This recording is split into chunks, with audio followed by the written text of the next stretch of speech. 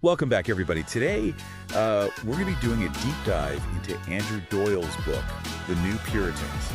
The religion of social justice captured the Western world. Ooh, that's a hot topic. It is. This book has been really making waves, and Doyle argues that modern social justice ideology has become like this really rigid, dogmatic belief system. Like the Puritans. Yeah. He actually draws a lot of parallels to the Puritans. Oh, interesting. It is. We're going to go chapter by chapter, looking at his analysis and exploring some of the anecdotes from the book. That's good. So the book kicks off with a really intense personal anecdote. Doyle talks about how he was accused of fascism by a friend, like totally out of the blue. Oh, wow. Yeah, and he uses this experience as a way to introduce this idea of what he calls the Salem syndrome. The Salem syndrome. Yeah, so he's basically saying that throughout history you see this pattern where fear and the lack of reason lead to this kind of like mass hysteria. I can kind of see that. Yeah, think about like the Salem witch trials. People were just accusing each other left and right based on spectral evidence and rumors. Wow. It was wild. And Doyle's point is that we're not that different today. We can still fall prey to that kind of mob mentality when fear takes over. Yeah, that's scary. It is. And he doesn't just stop at Salem. He brings up other examples like McCarthyism. Ah, the Red Scare. Right, when people were accusing each other of being communists, Yeah. ruining lives. It's this reminder that we have to be aware of these patterns so we don't repeat the mistakes of the past. Right. We can always learn from history. Exactly. So then, in Chapter 2, which is called Creed, Doyle digs deeper into this idea of social justice as like a secular religion. Oh, I've heard people say that before. Yeah, it's a pretty popular idea, and Doyle really breaks it down. He looks at the doctrines, the sacred texts, the way they use jargon to silence critics. It's like they have their own language. Exactly. It's like trying to navigate this whole new belief system with its own rules. Wow, that's like really insightful. It is. Doyle also argues that this religion really relies on ambiguous language as like a tool of power. How so? Well, he uses this example of Pramvada Gopal. She's an academic who has said things like abolish whiteness. Oh, yeah, I've seen that phrase floating around. Right. It's super vague.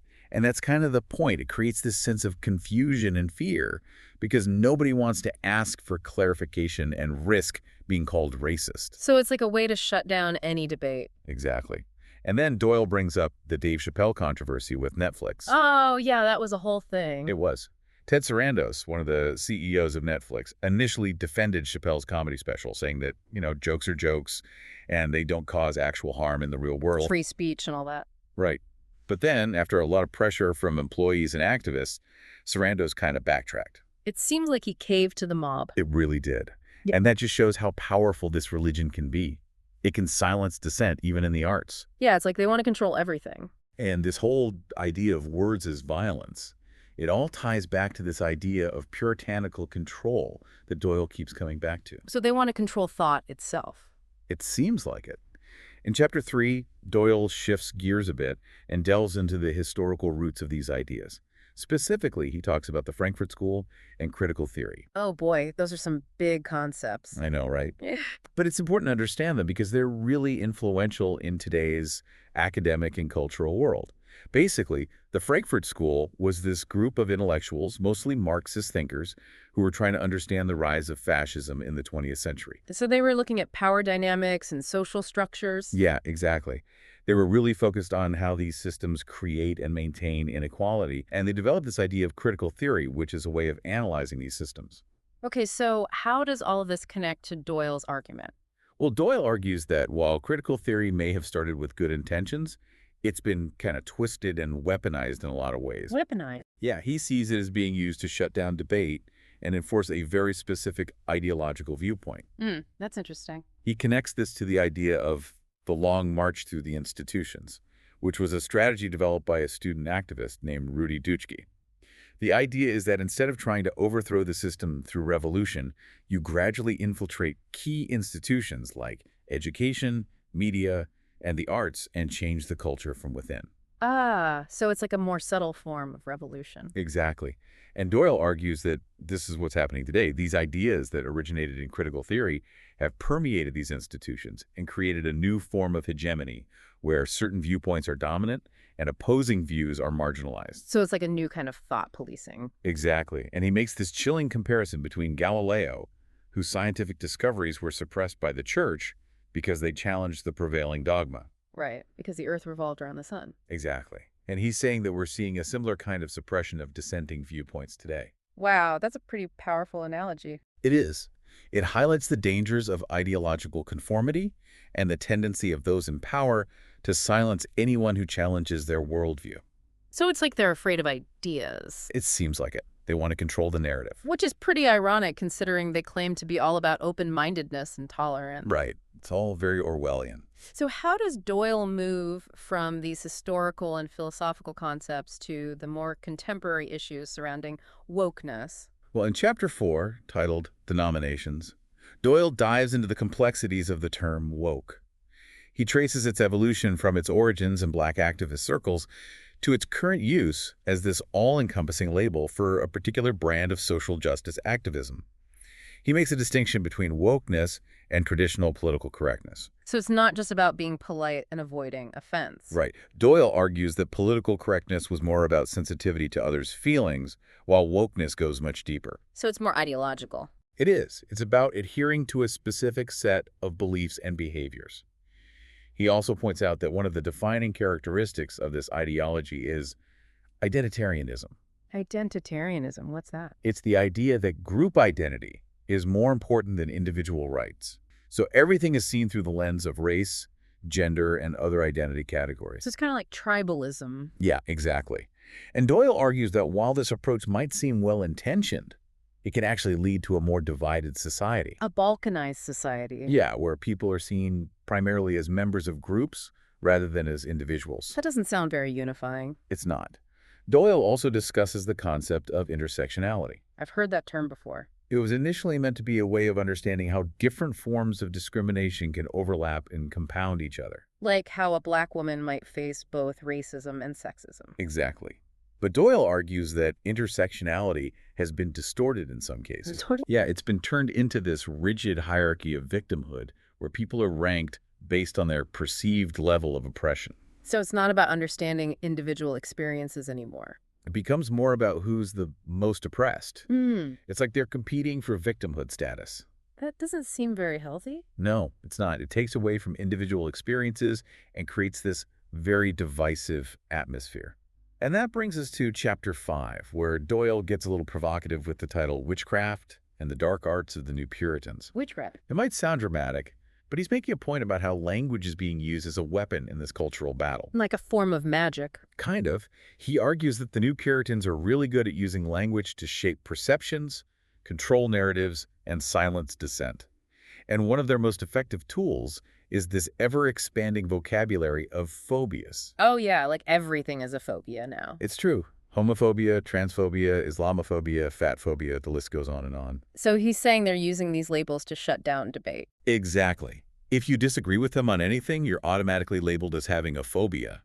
It's a way of pathologizing dissent and creating a climate of fear where people are afraid to speak their minds. Because they don't want to be labeled as bigots. Exactly. And then, of course, we had the pandemic, which Doyle argues further amplified these trends. Oh, so. Suddenly, the concept of safety became this really powerful tool for silencing dissenting voices, especially those who questioned lockdown measures or other pandemic-related policy. It became dangerous to question anything. It did.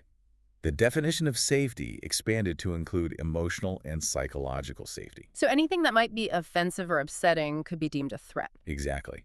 And that justified censorship and silencing. The goalpost for acceptable discourse shifted dramatically during the pandemic, and anyone who didn't keep up was quickly labeled as dangerous or harmful. It was like a whole new level of thought policing. It really was. Doyle argues that the pandemic created this chilling effect on free speech, where people were afraid to express their opinions for fear of being ostracized or canceled. So it's like the pandemic gave the New Puritans even more power to control the narrative. Exactly. Well, we've covered a lot of ground already, and it seems like Doyle's book is packed with even more insights. Yeah, there's so much more to unpack. Thank you for listening to Rambling Dan Rowe's Deep Dive Book Reviews. Please help support our channel by clicking the like and subscribe button. Thank you. Okay, so picking up where we left off last time, Doyle really digs into Robin DiAngelo's white fragility in chapter 6. Yeah, that book really became a phenomenon, didn't it? It really did, and Doyle has some pretty strong critiques of DiAngelo's arguments. Like what? What are some of the things he takes issue with?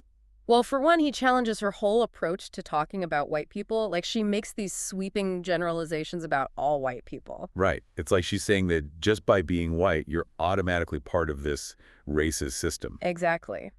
And Doyle argues that this kind of essentialist thinking is actually really dangerous Why is that? because it undermines individual responsibility. You know, it's like saying your choices and actions don't matter because you're ultimately defined by your race. I see what you mean, and I remember Doyle also criticizing DiAngelo's rejection of individualism. Yeah, he sees that as a direct contradiction to liberal thought, which places a high value on individual rights and Right? It's freedoms. like your unique experiences and perspectives are less important than your membership in a particular group. Exactly. And Doyle points out how this kind of thinking clashes with Martin Luther King Jr.'s dream of a colorblind society. Yeah. King talked about judging people by the content of their character, not the color of their skin. Right. And Doyle argues that by making race the primary lens through which we view each other, DiAngelo's framework actually exacerbates racial divisions. It's like instead of striving for unity and understanding, we just become more fixated on our differences. Yeah, it's a pretty sobering thought. It is. So moving on to chapter 7, Doyle tackles this whole debate about pronouns and the idea of lived experience. Oh boy, those are some hot button issues. They are. So Doyle analyzes this trend of compelling people to use gender-neutral pronouns. And what's his take on that? He argues that it represents a dangerous encroachment on free speech. You know, he's not necessarily against people using whatever pronouns they want, but he's concerned about the idea of legally mandating their use. It's like, where do we draw the line? If the government can dictate what pronouns we use, what else can they control? It's a slippery slope argument. It is, and I think it's a valid concern. Doyle's defending the principle of free speech, which is so essential for a functioning democracy. Yeah, I can see that. And then there's this whole emphasis on lived experience as the ultimate source of truth.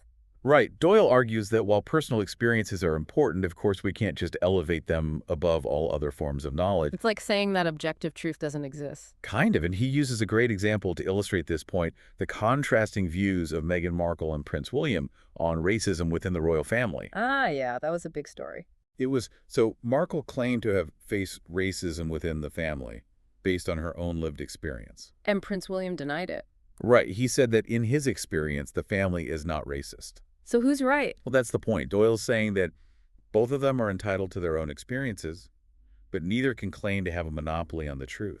To get the full picture, you need to consider multiple perspectives and not just rely on individual anecdotes. Exactly. And Doyle argues that this over-reliance on subjective experience can actually undermine the scientific method. Which is based on objective observation and verifiable evidence. Right. He brings up this example of Professor Rochelle Gutierrez, who claimed that mathematics operates as whiteness. Whoa, that's a bold statement. It is. Yeah. And whether you agree with it or not, it just shows how this emphasis on lived experience can lead to conclusions that are really hard to support with objective evidence. Yeah, you can't just dismiss math because it doesn't fit your worldview. Exactly. So in Chapter 8, Doyle turns his attention to the LGBTQIA plus community and what he calls the commodification of victimhood.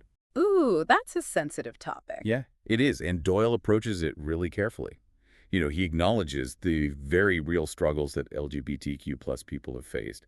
But he's also critical of what he sees as some problematic trends within the movement. So he's walking a tightrope there. He is. For example, he talks about the ever-expanding LGBTQ plus acronym and how including groups with different priorities can lead to tension and conflict. Yeah, it seems like there's a lot of infighting within the community these days. There is, and Doyle also analyzes the controversy surrounding the LGB Alliance, which is an organization that focuses specifically on the rights of lesbians, gay men, and bisexuals. Right, and they've been accused of being transphobic. Exactly. Even though they're part of the LGBTQ plus community, they've been ostracized and demonized by some for not fully embracing the transgender ideology. So it shows that even within a movement that's supposed to be about inclusivity, there's still a lot of intolerance for dissenting viewpoints. There is. And Doyle also delves into the whole debate about biological sex versus gender identity? That's a complicated one. It is. Doyle points out that some transgender activists are pushing this idea that gender identity is completely separate from biological sex. So they're saying that biological sex doesn't matter. In a way. And Doyle argues that this has led to policies that prioritize self-identified gender over biological sex, even in situations where biological sex is relevant, like in healthcare or athletics. I see where he's coming from. That could lead to some real problems. It could. Doyle brings up this really disturbing example from the UK's National Health Service, the Annex B policy, where female patients are told that there are no men on their ward, even if there are transgender women present. So they're basically being gaslighted. Exactly. Their concerns about safety and privacy are being dismissed in the name of inclusivity. It's like they're being told that their reality is wrong. It is, and Doyle argues that this is a form of gaslighting. It raises some really important questions about how we balance the rights and needs of different groups, especially when those rights seem to be in conflict. Yeah, that's the challenge, isn't it? Finding a way to be inclusive without erasing or silencing the concerns of others. Exactly.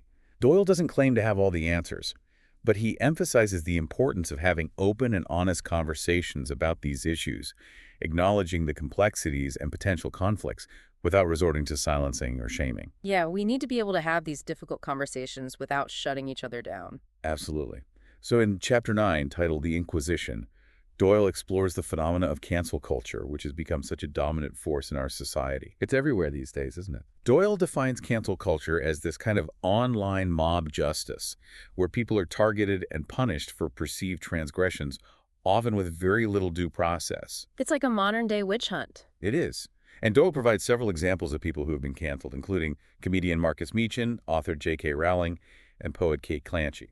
So a pretty diverse range of targets. Yeah, and their cases illustrate the wide range of things that can get you canceled, from making offensive jokes to expressing controversial views on gender identity. So there's no room for nuance or disagreement. It seems like, and Doyle uses Meechan's case to highlight how humor, even if it's intended to be satirical, can be criminalized, especially when it touches on sensitive topics. Yeah, Meechan was actually arrested and fined for posting a comedic video online where he taught his girlfriend's pug to do a Nazi salute. It was clearly a joke, albeit a tasteless one. But he was still punished for it. He was, and Doyle argues that this kind of overreach is symptomatic of a growing tendency towards censorship, where even comedic expression is deemed unacceptable if it has the potential to offend. It's like they've lost their sense of humor. And J.K. Rowling's case is especially interesting because she was for a long time a beloved public figure. Yeah, she was practically a national treasure in the UK. But then she expressed some skepticism about certain aspects of transgender ideology, and suddenly she became public enemy #1. It's like they turned on her overnight. They did. And it shows how cancel culture can be used to silence even powerful and influential figures who deviate from the accepted narrative. It's a way of keeping everyone in line. And then there's Kate Clancy's case, which is interesting because it shows how even well-intentioned individuals can fall victim to cancel culture. What happened with her? Well, Clancy is a respected poet and teacher who wrote a memoir about her experiences working with students from diverse backgrounds. That sounds pretty harmless. It does. But some critics took issue with certain descriptions in her book, accusing her of racism and ableism. So even subtle or unintentional offenses can get you canceled. It seems like it, and Doyle argues that this creates a culture of fear, where people are afraid to speak their minds or even write honestly about their experiences for fear of being misinterpreted or misrepresented. It's like they're walking on eggshells all the time. Exactly. And Doyle also discusses the increasing influence of sensitivity readers in the publishing industry. Oh yeah, those are the people who review manuscripts for potentially offensive content. Right. And while the intention might be good, Doyle argues that this practice can actually lead to self-censorship and stifle creative expression. So it's like a form of preemptive cancellation. It is. Authors are being discouraged from exploring certain themes or characters for fear of being deemed offensive. Which ultimately limits what we're allowed to read and think about. Exactly. And in Chapter 10, Revelation, Doyle steps back and looks at the bigger picture. He argues that the new Puritanism, despite its claims to be progressive, actually represents a rejection of some core Enlightenment values. What kind of values? Values like reason, individual liberty, and the pursuit of knowledge through open inquiry. So he's saying that they're actually being anti-intellectual. In a way, he suggests that the new Puritanism, while presenting itself as a champion of justice and equality, is actually using tactics that are inherently illiberal. So it's like a contradiction. It is. It's like they're using the language of freedom to justify the suppression of dissenting viewpoints. Which is kind of Orwellian. It is. And the comparison Doyle draws between the Salem witch trials and the modern reliance on lived experience to condemn individuals is pretty chilling. Yeah, in both cases, subjective experience is elevated above reason and evidence, creating an environment where anyone can be accused and condemned based on flimsy evidence or even just hearsay. It's a scary thought, and it brings us to the final chapter, chapter 11, the uses of pessimism. So Doyle paints a pretty grim picture of this new Puritanism and the impact it's having on society. It is pretty bleak, but thankfully he doesn't just leave us there. Right towards the end, he does offer some hope. Yeah, he talks about this emerging counter-movement that's pushing back against these trends. People who are standing up for free speech, open debate, and a more balanced approach to social justice. Exactly, and he highlights the work of several organizations that are actively fighting for these values, like the Academy of Ideas, the Free Speech Union, Counterweight Sex Matters, the Foundation Against Intolerance and Racism, and Don't Divide Us. That's encouraging to hear. It shows that there are people out there who are willing to challenge the status quo and speak out against these illiberal trends. And it's important to remember that these aren't just abstract philosophical debates. You know, these issues have real-world consequences. Yeah, when we silence dissenting voices, when we let fear and dogma dictate what we can and can't say, we all suffer. We lose the ability to think critically, to learn from each other, to find common ground. And ultimately, we lose our freedom. Doyle's point is that a society that values conformity over dissent emotion, over reason and ideology over evidence, is a society that's in danger of losing its way. It's like we're heading down a dangerous path and we need to wake up. He's issuing a call to action. He is. And one of the most thought-provoking questions he asks is, how can we as individuals cultivate critical thinking and resist the allure of this new Puritanism? That's a tough one. How do we navigate this increasingly complex and hostile intellectual landscape? It's not easy, that's for sure. But I think it starts with self-awareness, recognizing our own biases. We all have biases as part of being human. But we need to be aware of them so they don't cloud our judgment. And we need to develop our critical thinking skills. Yeah. Reading widely, engaging with different perspectives, being willing to question our own beliefs. It's about being intellectually curious and open-minded while also being discerning and thoughtful. It's about not just accepting everything you hear at face value, but really digging deeper and thinking for yourself. And that's what this deep dive is all about, right? Yeah. Giving you the tools to think critically and engage with these ideas in a meaningful way. Exactly. And Doyle's book, The New Puritans, is a great resource for anyone who wants to understand these issues more deeply. So we highly encourage you to check it out. It's a challenging read, but it's well worth the effort. Whether you agree with everything Doyle says or not, the book is sure to make you think. And that's what's important, right? To keep those conversations going, to keep questioning, to keep challenging ourselves and each other. That's how we grow as individuals and as a society. So that's it for this deep dive into the New Puritans. We hope you found it insightful. And we hope it inspires you to continue exploring these important ideas. Thanks for listening, everyone. Until next time, stay curious.